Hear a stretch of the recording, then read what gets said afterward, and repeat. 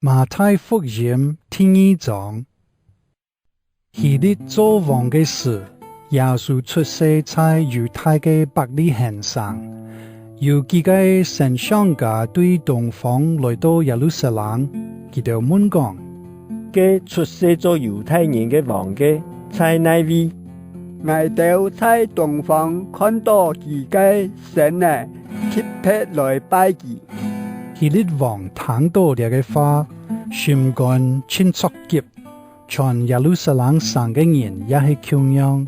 希律就收拾所有嘅祭司長、老民間嘅建學教師來，問佢哋講：基督在乜嘅所在出世？佢哋應講：在猶太嘅伯利恆，因為先知有按樣寫定講，猶太地區嘅伯利恆上啊，而在猶太呢條山中並唔係最細嘅，因為有一個梁柱為對你嘅位出來，佢愛牧養愛嘅子民以色列。所以希律暗中收見了幾個對東方來嘅神商家，對佢哋查問幾粒神呢出現嘅確實日期，然後佢吩咐佢哋去伯利恆講：你哋去詳細請嘅聖人呢，請到以後就來報報我哋，咁樣我要好去拜佢。聽了王嘅話，佢哋就離開。這時佢哋在東方看到嘅幾粒神呢又出現，在佢哋嘅頭前行，一直到聖人呢迄個所在，就在等個停下來。佢哋看到幾粒神呢，歡喜到講唔得。佢哋一批屋度看到聖人呢老家妹瑪利亞，就撲落去拜聖人呢，然後打開寶盒，拿出黃金、嫩香、沒藥做禮物來獻本佢。在夢中，上帝指示佢哋莫轉去見希律，佢哋就對另外一條路轉去佢哋嘅家鄉。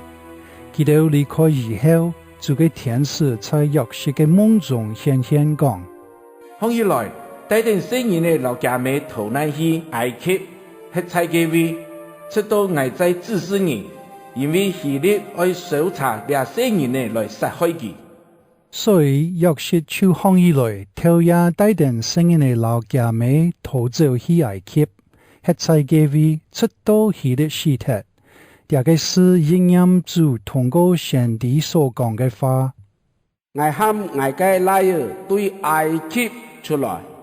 希律發現自家受神商家嘅作弄非常強，就照佢對神商家所探到嘅粒神呢出現嘅時期，派人將伯利恆老婦群提起2歲兒女嘅細佬全部刺脱。這個是應驗先知耶利米所講嘅。在喇嘛有聽到一個聲，係每天每地嘅大叫聲，係雷傑為佢嘅子女大叫，唔肯接受安慰，因為佢哋全部冇得起來。希律死後，在埃及，這個天使在約瑟嘅夢中顯現講：後以來，帶定聖人嘅老家妹轉去以色列，因為佢哋想要殺害了聖人嘅已經死脫嚟。約瑟就出發，帶定聖人嘅老家妹轉去以色列。約瑟因為聽講亞基老寄生加把希律做猶太王，就唔敢去嘅位。後來主要在約瑟嘅夢中指示佢就上到加利利城去。喺在按到拿撒勒嘅上度，這就應驗先知所講嘅話。佢愛親做拿撒勒人。